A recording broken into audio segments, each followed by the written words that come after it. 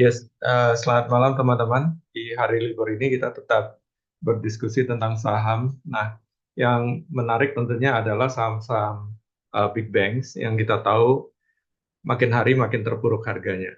Ya, kebetulan semuanya sudah mengeluarkan laporan keuangan di Q1. Ya. Dan nanti kita akan bahas, nanti juga akan dibahas oleh Pak Nico Lawrence di Stockscope. Ya. Tapi saya tertarik untuk membahas 4 bank ini dan mana yang paling menarik ya dengan harga yang sudah murah meriah seperti sekarang ini. Mungkin kita langsung mulai saja ya. Saya izin share screen. Oke, ya ini adalah 4 big banks. Ya.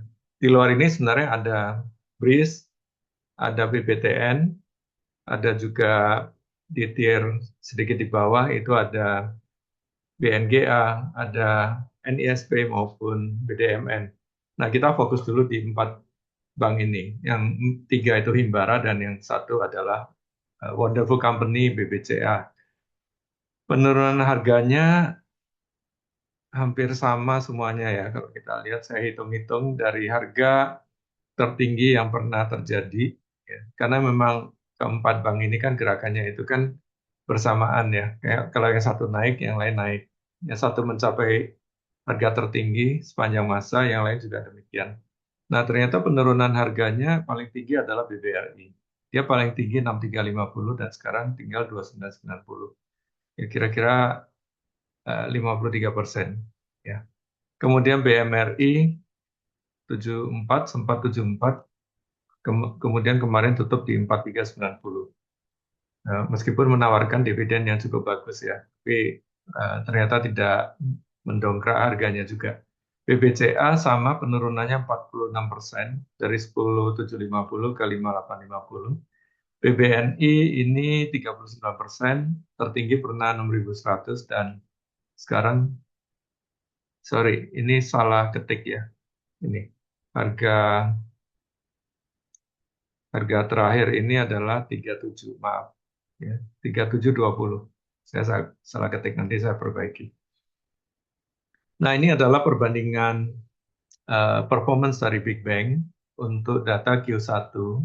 Jadi ini kalau kita bicara pertumbuhan, itu kita menggunakan year on year. Artinya Q1 ini kita bandingkan dengan Q1 tahun lalu.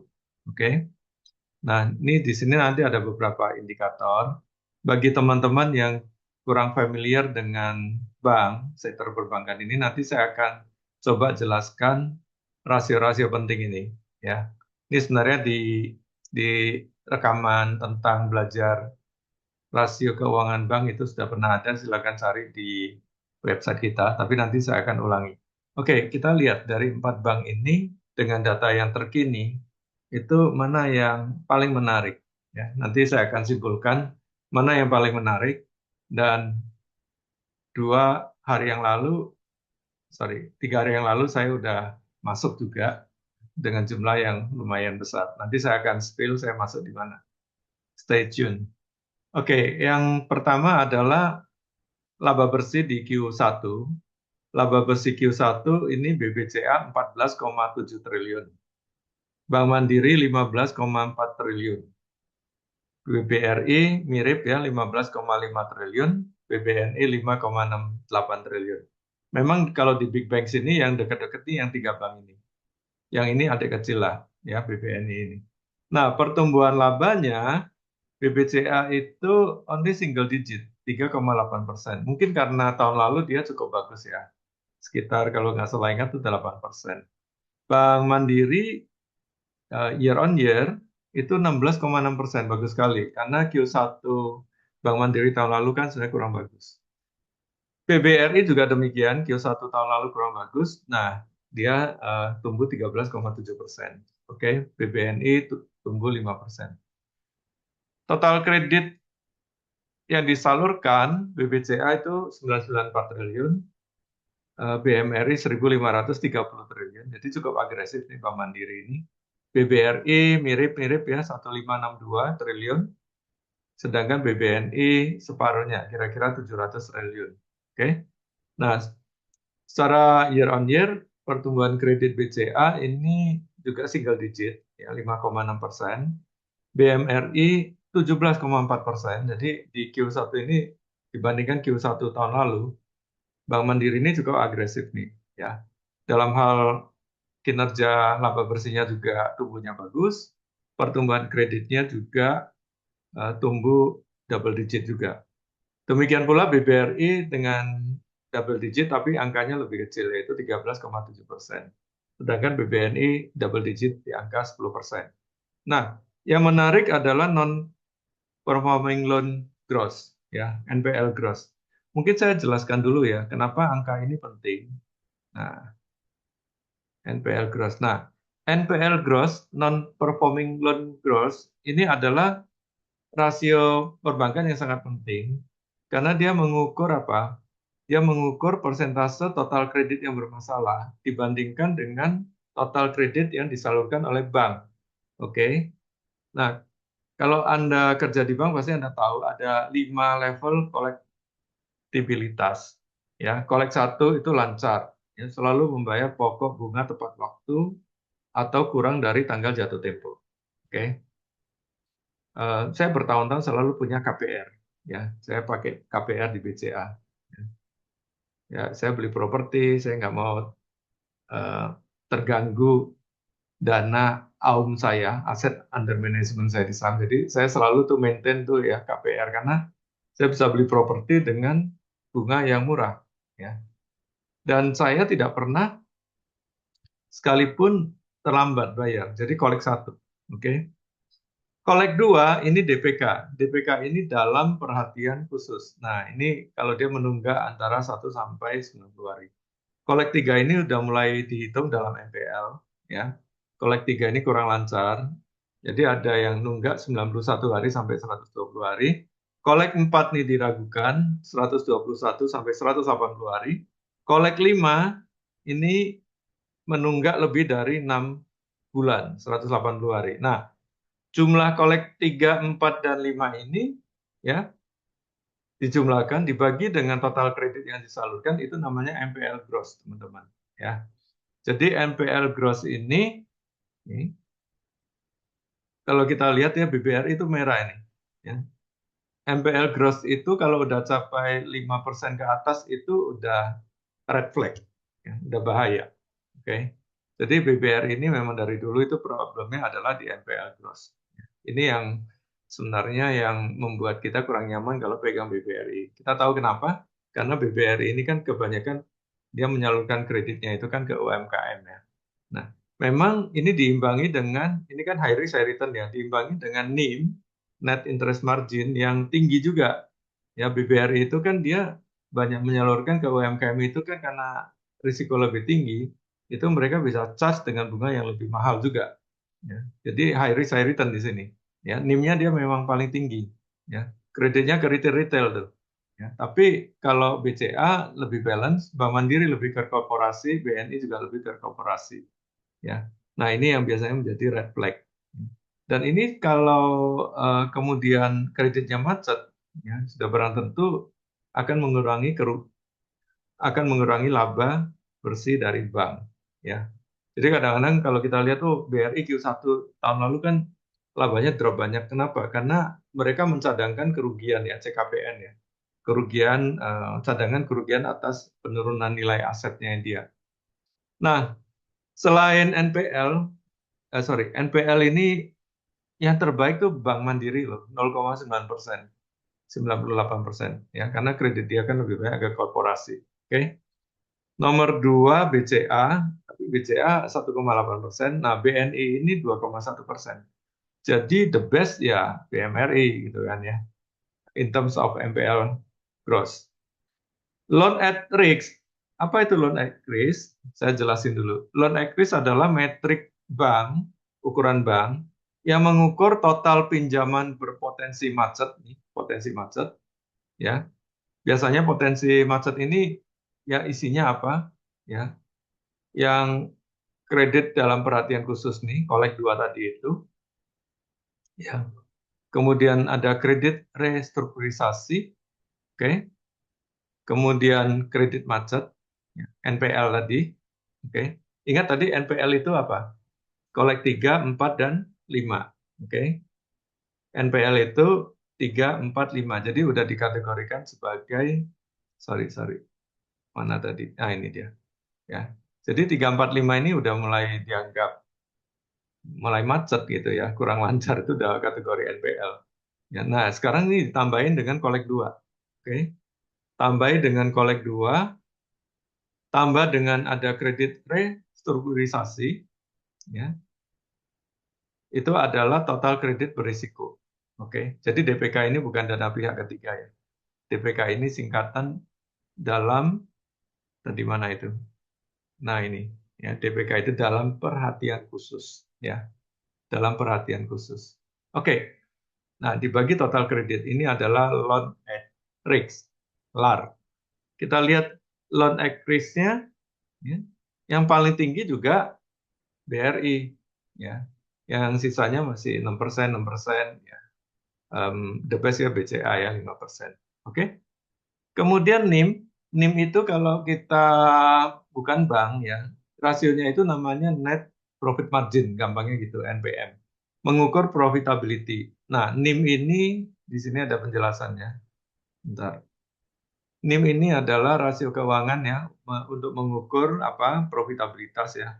Jadi intinya NIM itu adalah pendapatan bunga bersih dibagi dengan aset yang produktif. Oke. Aset yang produktif ini ya kredit dan investasi gitu kan ya. Ini kan bank itu kan ada ngasih kredit tapi juga dia ada investasi. Misalnya dia beli apa obligasi pemerintah. Jadi NIM itu mengukur profitabilitas. Nah, kembali ke sini NIM yang paling bagus adalah BRI ya karena dia banyak menyalurkan kredit ke UMKM yang biasanya suku bunganya juga lebih tinggi daripada ke korporasi maupun ke konsumsi ya, ini kredit konsumsi. Kemudian, oh ya, tadi saya ingin menjelaskan juga tentang NPL net. Ya, mungkin Anda pernah baca itu ya, non-performing loan net, kok ada NPL gross, ada NPL net. Apa itu? NPL tadi net itu adalah NPL, ya NPL-nya dikurangi dengan CKPN. Jadi kalau NPL tadi udah dikurang, yang gross NPL dikurangi dengan CKPN, dibagi total kredit, itu namanya NPL net. Ya, jadi kalau misalnya BRI tadi NPL gross-nya tinggi, tapi CKPN-nya dia juga besar, berarti kan dia udah apa ya melakukan antisipasi gitu. Udah CKPN itu kan mengurangi laba ya. Jadi seolah-olah itu udah dicadangkan bahwa oke ini bakalan macet nih. Kalau kita tahu ini bakalan macet 5 triliun, kita cadangkan 4 triliun kan berarti kan yang sisanya cuma 1 triliun yang belum kita apa istilahnya belum kita insure gitu ya. Ya, kalau itu terjadi ya kita cuma nanggung yang satu itu. Yang 4 udah kita cadangkan. Ya, CKPN itu akan mengurangi laba.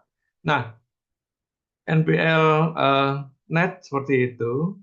Sedangkan CKPN ini sendiri adalah dana yang disisihkan oleh bank untuk menutupi potensi kerugian dari penurunan nilai aset finansial. Jadi asetnya bank itu kan adalah kreditnya, kredit. Oke, dan ini berdasarkan PSAK 71. Mungkin Anda pernah dengar PPAP ya, zaman dulu sekali. Sekarang masih dipakai oleh BPR. PPAP ini sebenarnya mirip konsepnya dengan CKPN, cuma cara hitungnya berbeda. Ya, PPAP ini penyisian, penghapusan aset atau aktiva produktif. Ya, jadi konsepnya sama dengan CKPN. Nah, cuma ngitungnya itu kalau PPAP itu lebih ke tadi menggunakan tadi kolek 1, 2, 3, 4, 5.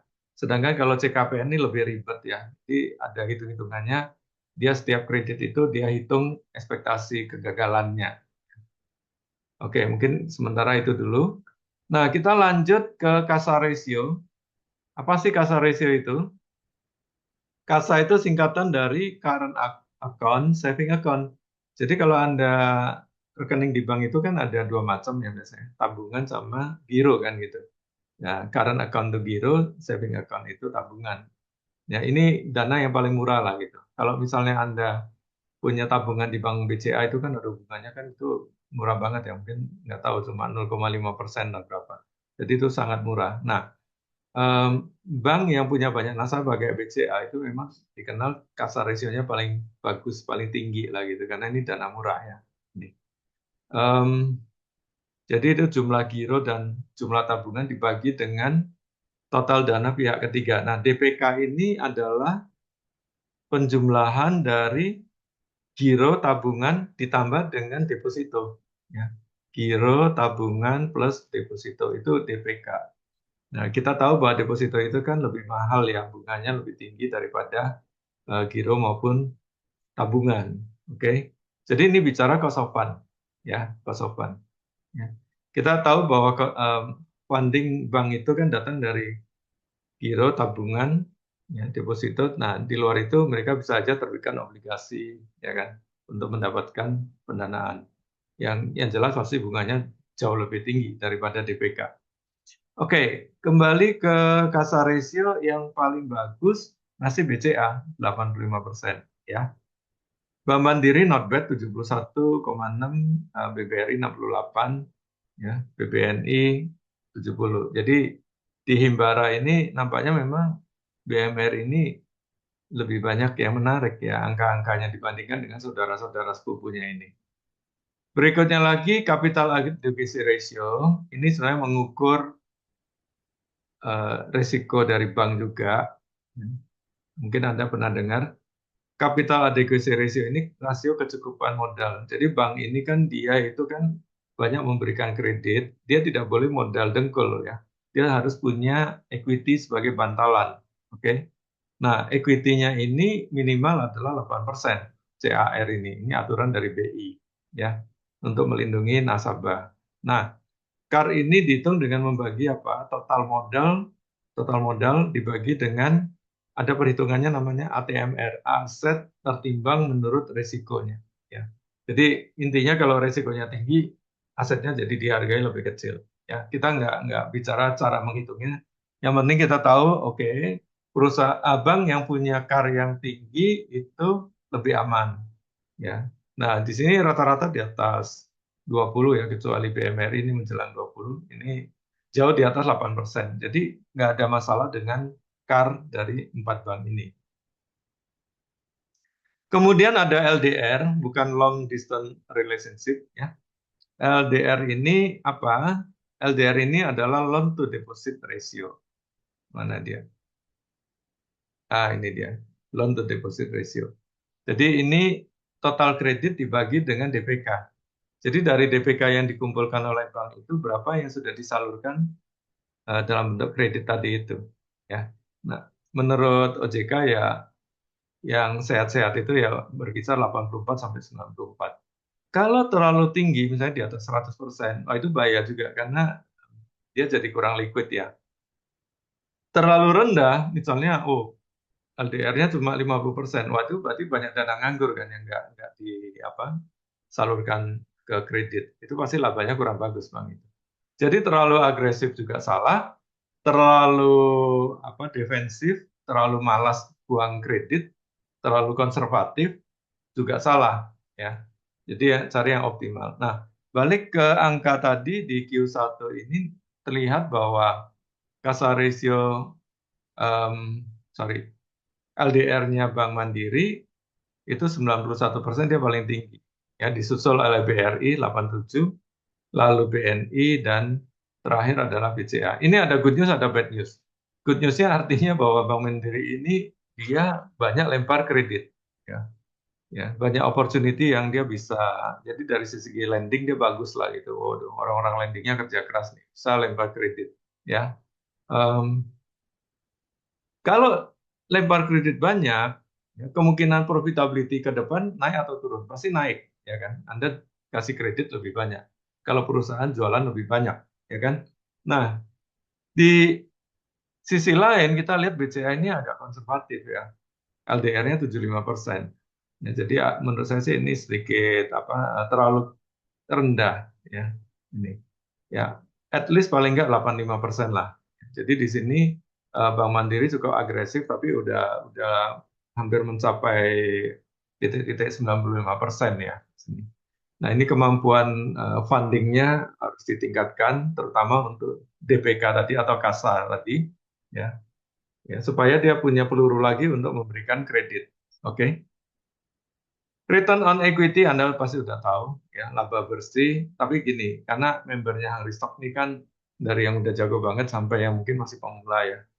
Jadi kita bahasnya pelan-pelan dari basic lah. Return on equity ini salah satu rasio yang penting. Kalau Warren Buffett bilang kan begitu banyak rasio, yang saya pakai dua. Yang satu ROE, yang satu kalau untuk non-bank ya, itu adalah debt equity ratio. Nah, ROE ini adalah laba bersih setelah pajak. Itu yang kita terima sebagai pemegang saham. Dibagi dengan ekuitas pemegang saham, book value equity. Oke, jadi semakin tinggi semakin bagus. Artinya ROE ini mengukur apa kemampuan perusahaan menghasilkan laba, profit, dan juga efektivitas dari manajemen. Ya, ROE-nya kita lihat ya, ternyata yang bagus adalah Bank BCA dan Bank Mandiri, dua ini. Ya, ROE-nya tinggi. BNI 13%, BBRI 18%. Oke, lagi-lagi BMR ini yang menarik. Ya. Nah, berikutnya lagi CIR ya, efisiensi.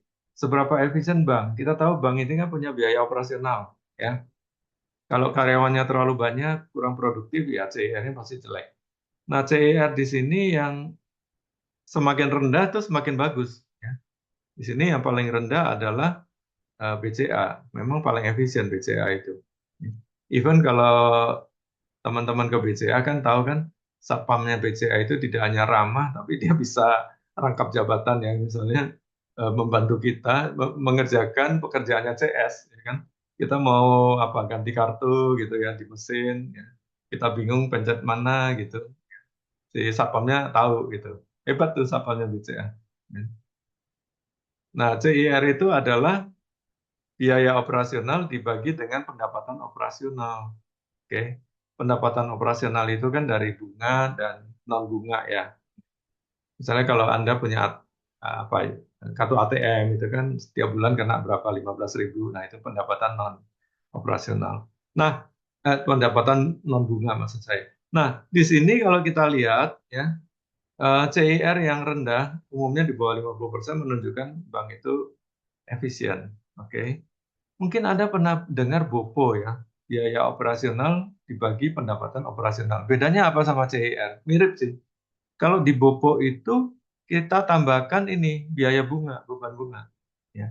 Jadi total beban operasionalnya di dalamnya ada beban bunga dibagi dengan pendapatan operasional. Kalau CIR ya, cost to income ratio itu bunganya dikeluarin. Ya. Jadi dia hanya apa berisi biaya-biaya kegiatan bank aja yang operasional aja ya, nggak ada bunganya gitu ya. Nah, tadi ternyata memang BCA paling bagus ya, teman-teman kalau lihat ya, dia jauh di bawah 50%. Mandiri not bad ya, di antara Himbara ini Mandiri not bad. Eh, paling mahal tuh ya BRI. Kenapa? Ya, BRI itu bayangkan kalau Bank Mandiri itu bisa lempar kredit ke satu perusahaan itu misalnya berapa? 500 miliar itu. Kalau BRI mau lempar kredit 500 miliar itu kan mungkin orang yang menerima kredit itu bisa 2.000 3.000 orang gitu loh. Kan?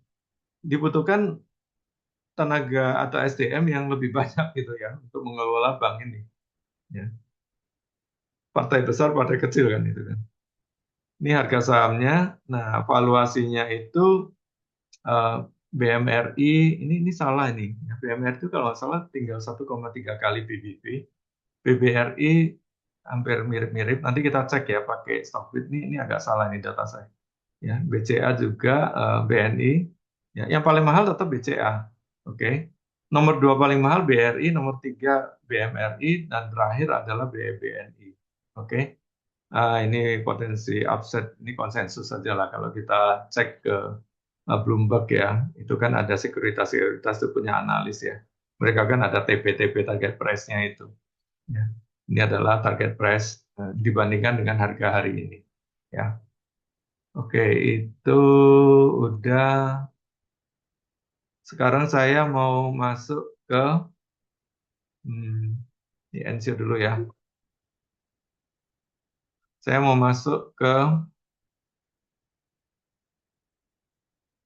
Stockbit ya, yang biasa saya pakai.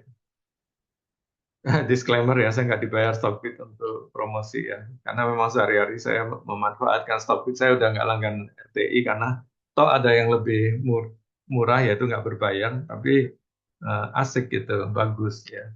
Why not gitu kan? Nah kita mulai dengan BMRI dulu deh. Ya.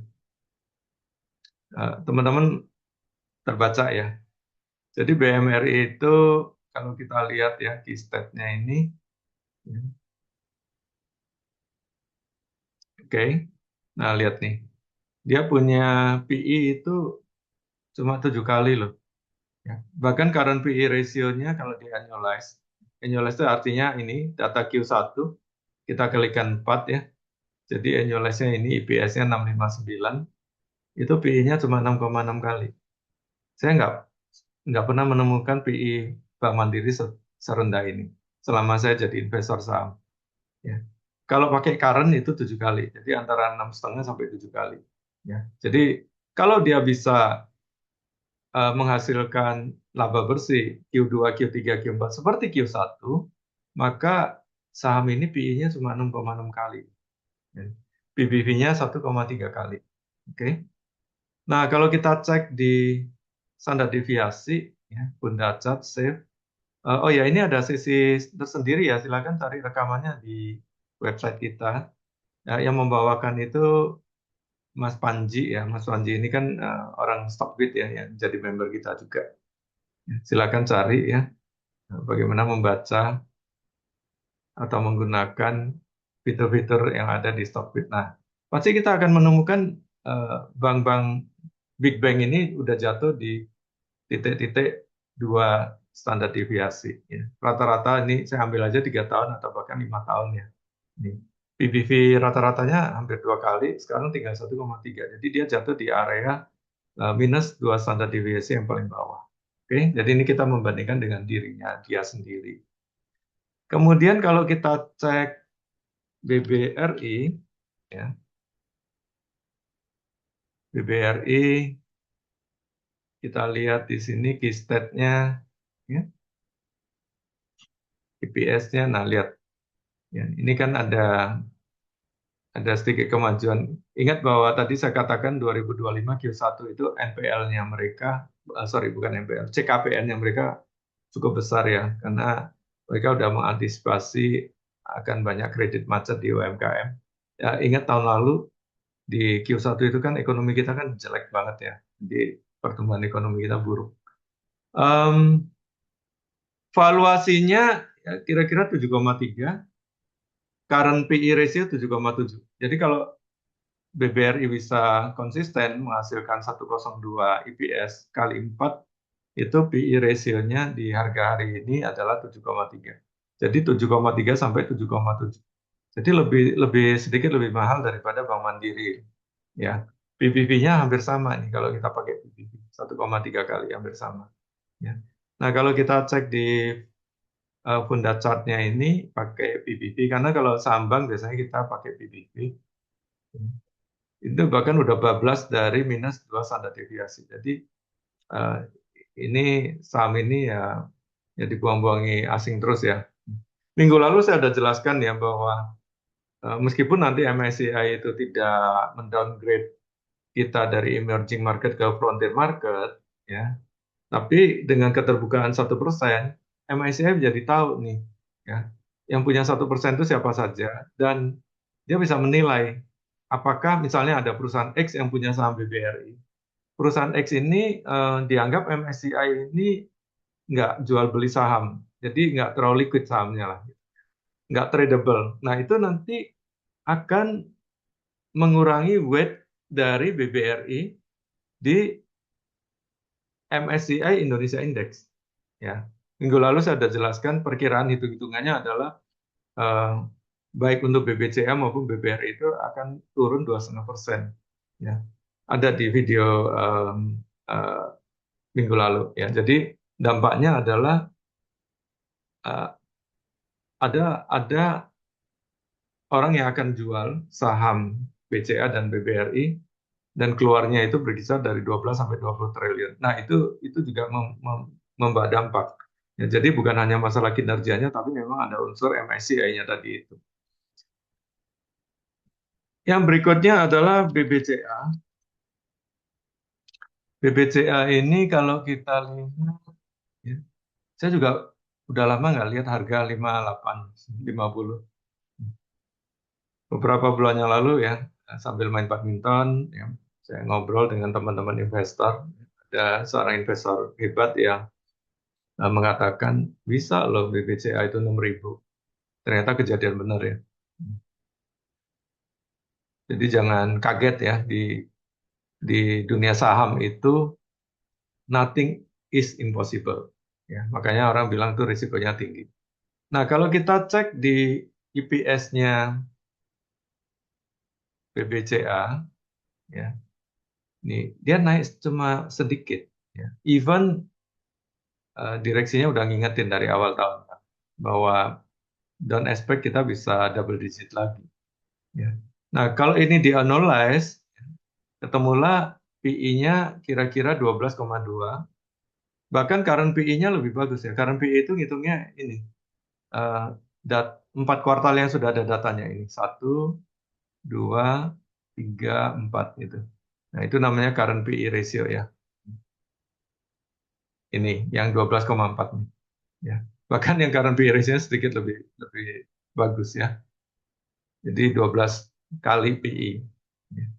Nah, kalau saya suruh pilih 6,5 kali PI sama 12 kali PI ya no brainers kan. Kalau lihat tadi data-data yang sudah saya sampaikan di depan. Anda udah bisa tebak saya beli saham apa.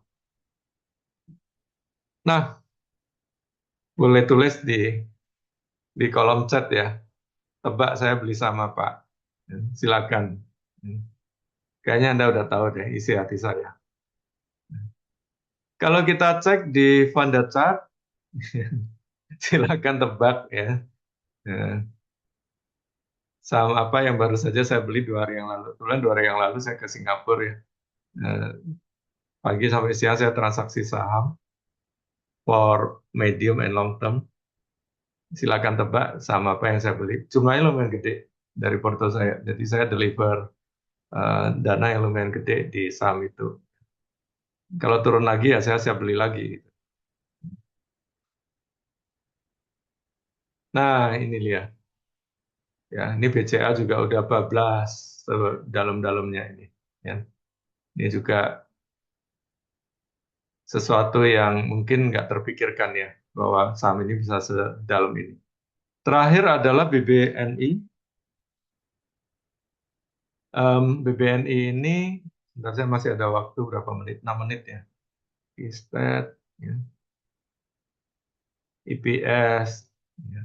Nah, Anda lihat coba, BBNI ini dia tumbuh sih lumayan ya, laba bersihnya.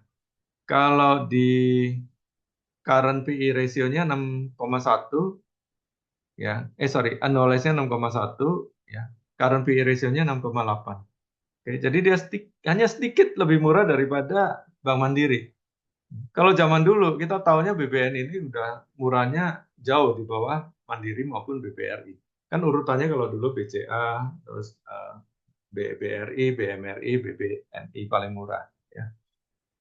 Dia punya PBV 0,86, ya. Sedikit lebih rendah dari Bank Mandiri maupun Bank BRI tadi. Ya.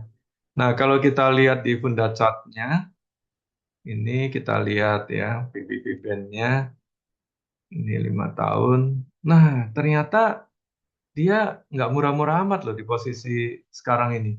Lihat nih. Ya, dia bukan di bottom ya. Kalau Mandiri kan tadi di bottom ya. Saya ambil yang 5 tahun. Ya. BCA sama Bank BRI udah bablas di bawah ini. Oke. Sekarang saya ingin eh, mengajak Anda menghitung berapa sih kemungkinan dividen tahun depan, ya, untuk menghitung berapa dividen yield tahun depan. Ya. Ini ada DPR ya. Nah, EPS-nya saya pakai aja lah yang tadi yang annualized tadi ya. Jadi Q1 kali 4 gitu ya. Untuk BBRI itu 409 ya. Untuk Bank Mandiri itu 659. Ini EPS ya. BBCA 476, kemudian BBNI 607. Ini earning per share. Dividen payout ratio-nya saya pakai aja yang tahun ini. Tahun ini BBRI 92%, tapi ya karena BBRI kan labanya turun ya. Mungkin tahun depan karena labanya udah bagus, bisa aja dia say konservatif 90% lah. Ya. BMRI ini bisa 80 sampai 90% ya. Kita pakai aja yang konservatif ya. Saya balik ke 80% karena labanya udah membaik. BMRI tahun ini berapa ya? 79% ya kemarin. Nah, konservatif aja sama lah dengan tahun ini ya, dapat sama. BBCA tahun ini naik, ya. Saya tahun depan kita anggap aja masih sama, ya. Sedangkan BBNI tahun ini juga naik, tahun depan anggap aja dia 65% sama, itu ya. Kemudian di sini kita dapatkan DPS-nya, oke. DPS itu ya kita tinggal mengalihkan ini, kita kalikan dengan ini ya. Kita dapatkan dividen per share. Oke. Kemudian harga penutupan BBRI kemarin betul ya kok 20 2990 ya. BMRI itu kemarin itu 4390. BBCA itu kemarin 5850 ya. BBNI itu 3720. Oke. Nah, sekarang kita bisa menghitung dividen yield-nya. Ya. Lumayan loh dividen yield-nya itu. Gede banget. Ya. Ini dibagi dengan harga beli hari ini. Oke.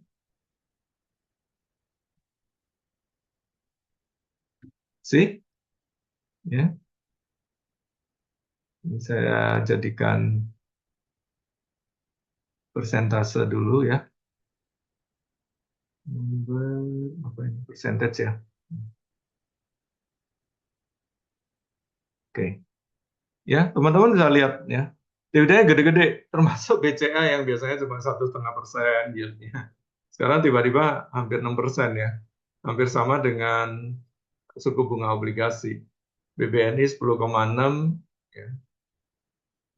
BBRI 11% lah. Dan Bank Mandiri 12%. Oke. Jadi kira-kira saya beli saham apa ya? Aduh, ya, Anda tebakannya banyak yang benar nih. Ya. Saya beli saham Bank Mandiri. Ya. Saya beli saham Bank Mandiri ya di harga yang tadi itu penutupan 4390. Pak, turun lagi ya bisa aja ya. Tapi dalam hitungan saya kenapa? Karena kemarin saya lihat ini dividennya bisa gede. Dan ternyata benar ketika BBRI turun, BCA turun di hari tersebut, BMRI itu kuat loh. Walaupun asing keluar banyak ya, tapi lokal masuk. Ya. Karena semuanya expect 12%. Ya. Dan dengan harga yang sekarang seperti ini ya, menurut saya sih udah reasonable lah. Kalaupun saya salah, saya hold 1 tahun, saya tetap dapat 12%. Dan kenapa saya berani pegang saham bank seperti ini? Kenapa nggak nunggu lagi lebih rendah? Saya masih punya cash. Kalau dia lebih rendah lagi, saya bisa bahkan saya bisa jual saham saya yang udah profit ya. Yang mungkin saya lihat ekspektasi returnnya lebih kecil daripada di saham ini. Saya bisa pindahkan. Ya. Jadi teman-teman sekali lagi ini saya spill bukan untuk pom-pom, percuma juga pom-pom ya. Saham beginian siapa yang mau pom-pom kan? Saham sejuta umat. Um, Disclaimer on ya. Disclaimer on. Saya yakin juga teman-teman pasti udah punya lah. Ya. Cuma masalah kapan mau nambah lagi itu kan ya. Jadi saya beli BMRI ya, ya moga-moga saja dia bisa saya kasih waktu 3 tahun lah buat saham ini ya. untuk bisa rebound. Kalau ekonomi membaik, ya saya yakin dia akan paling tidak kembali ke di atas 5.000, mungkin 5.500 ya. Syukur-syukur bisa di atas 6.000 kan. Dan lumayan ya upside-nya gitu ya. Dengan risiko yang menurut saya sih cukup kecil ya. Bagaimana kalau besok turun lagi? Ya, beli lagi. Oke, ini ada beberapa pertanyaan ya. Ini sekali lagi disclaimer on ya. Ya, do your own research ya. Oke. Oh, yang bintang-bintang itu tadi itu adalah yang dianggap eh, ter- yang terbaik ya di antara 4 bank itu. Top 5 KPI apa top 5 KPI yang paling perlu kita perhatikan? Maksudnya KPI apa nih Pak Hanso? Nah, Pak Gautam ya, won't be able to join the next session. Oke. Recently I have been accumulating Bluebird. Oke Pak. Why Bluebird? Because business simple to understand and also leading in transportation business. Oke Pak. Tapi kita yang sesi members to members itu Pak Gautam, kita undur ya Pak, karena malam ini kita akan isi dengan stop scope, karena besok itu ada ini temu emiten dari Pak Andi. Beliau adalah CEO dari GMFI yang kita mau kunjungi. Kita akan berkunjung tanggal 8. Kemudian sisanya lagi, oke dari SC ini siapa ini SC? BMRI kenapa ya kok saya ada kesan financial statement di akhir 2025 kayak dipoles ya. Financial 11 bulan profit masih negatif growth di akhir tahun, tahu-tahu positif growth karena profit di Desembernya naik banyak. Ya mungkin ada, nanti kita cek lagi ya Pak ya. Tapi seasonal itu pasti terjadi Pak, seasonal. Sudah exit BMRI belum Bu? Ya Bu ya, Bu Octavia ya. BMRI belum exit ya. Dividennya 476 itu total ya Pak Erwin. Karena dia udah kasih 100 ya sebelumnya ya, tinggal 376. Bu Octavia 527 itu tahun depan Bu. Ya, saya nggak ngitung yang sudah terjadi kemarin, Ibu Bu Octavia. Teman-teman yang tadi saya hitung itu buat tahun depan ya. Ini saya share lagi nih, ini buat tahun depan loh. Ya, karena kita forward looking ya. Ini IPS-nya ya. Ya moga-moga aja saya berdoa ya Bank Mandiri bisa 659 atau BRI juga ya 409, BCA bisa 476, BBNI 607 ya sehingga walaupun misalnya ekonomi kita belum membaik next year kita bisa expect kita masih dapat uang tunggu yang cukup besar ya. Baik teman-teman pinjaman himbara mana lagi nih? Banyak yang ke MBG dan koperasi. Oke. Em, ini waktunya habis ya Pak siapa Karisma. Nanti saya jawab ya Pak. Saya catat dulu ya Pak. Ini. Oh oke, maksudnya tadi KPI itu adalah rasio-rasio tadi ya. Menurut saya sih nomor nomor satu sih saya memperhatikan profitability Pak. Dalam artian NIM, kemudian ROE juga ya Pak ya. Itu pasti saya perhatikan ya. Itu yang nomor satu. Yang kedua kita lihat risikonya ya Pak. Risikonya seperti NPL, LAR itu saya perhatikan ya. Baru mungkin loan growth maupun CASA ratio dan yang lain-lain, efisiensi ratio semacam itu Pak. Tapi menurut saya sih nomor satu buat saya itu profitability ratio Pak. Profitability and risk dua itu Pak. Ya, baik saya akan akhiri karena Pak, saya udah ambil waktu 5 menitnya Pak Nico Lawrence nih. Halo malam Pak Nico, apakah sudah hadir? Teman-teman, moga-moga ini berguna ya, Bapak Ibu. Saya selalu sampaikan dengan very simple, ya, dengan bahasa yang paling mudah, supaya ini menjadi pertimbangan. Sebentar tadi ada pertanyaan tentang MBG ini, nanti saya jawab ya, Pak. Sudah saya foto. Pak Nico Loren, apakah sudah hadir? Ya, karena MBG dan Kopdes ini nggak gampang menjawabnya, Pak. Mesti pakai angka-angka. Pak Nico Loren kayaknya belum hadir ya. Hmm. Oke. Oh, udah hadir, tolong di-unmute. Sorry, sebentar. Pak Niko. Niko. Nah, ini dia. Make co-host. Sudah Pak Niko. Halo, malam, Prof. Halo, wah, thank you Pak